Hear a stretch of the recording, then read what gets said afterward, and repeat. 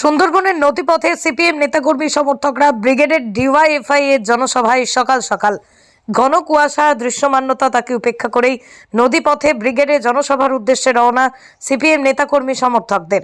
আজ ডিওয়াইএফআই এর ব্রিগেডের জনসভায় মীনাক্ষী মুখার্জি প্রকাশ্য সমাবেশে হাজির হতেই সাত সকালে উত্তর চব্বিশ পরগনার হিঙ্গলগঞ্জ, স্বরূপনগর, বাদুড়িয়া ব্লকের বেশ কয়েকটি ব্লক থেকে সিপিএম নেতাকর্মী সমর্থকরা ব্রিগেডের উদ্দেশ্যে রওনা দিলেন। সেই ছবি দেখা গেল হিঙ্গলগঞ্জের লেবুখালীর রায়মঙ্গল নদীতে। সাত সকালেই সিপিএম এর দলীয় পতাকা নিয়ে সকাল সকাল নদী পেরিয়ে বাস ধরে ব্রিগেডের উদ্দেশ্যে রওনা দিয়েছেন।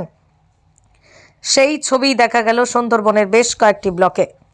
যোগেশগঞ্জ, কালীতলা, সাহেবখালী, গোবিন্দঘাট এলাকার ছাত্র যুব বামপন্থী কর্মীরা আমরা ব্রিগেডের উদ্দেশ্যে রওনা দিয়েছি। আজকে 7ই জানুয়ারি, 3রা নভেম্বর ইনসাফ যাত্রা শুরু হয়েছিল।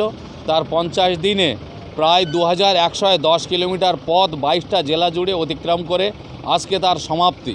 আমাদের দাবি, গোটা রাজ্য জুড়ে তৃণমূল তার যে দৌরাত্ম্য এবং চুরি এবং তার ধরা পড়ছে একে একে।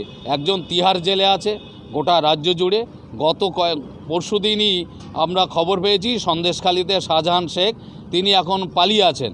শাহজাহান শেখের দুর্নীতি গোটা রাজ্য জুড়ে টিভির পর্দার সামনে আমরা দেখতে পাচ্ছি।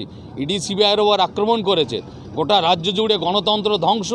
এর বিরুদ্ধে মানুষের যে জাগরণ, সেই জাগরণের আজকে একটা প্রতিফলন ঘটবে 7ই জানুয়ারি ব্রিগেডের ময়দানে। অতএব আমরা সেই উদ্দেশ্যে রওনা দিয়েছি। রবি বিশ্বাস, হিঙ্গলগঞ্জ দক্ষিণ এরিয়া কমিটির সম্পাদক। অত্যাচারের বিরুদ্ধে আমরা তার প্রতিবাদ জানাতে যাচ্ছি।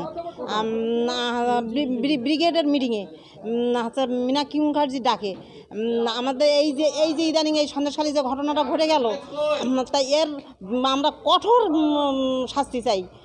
এর বিরুদ্ধে আমরা যাচ্ছি।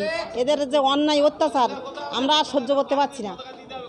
এর বিরুদ্ধে আমরা সাধারণ মানুষ কেউ মেনে নিতে পারছে না এদের অন্যায় অত্যাচার দিনের পর দিন। যে এদের লিলি রায়।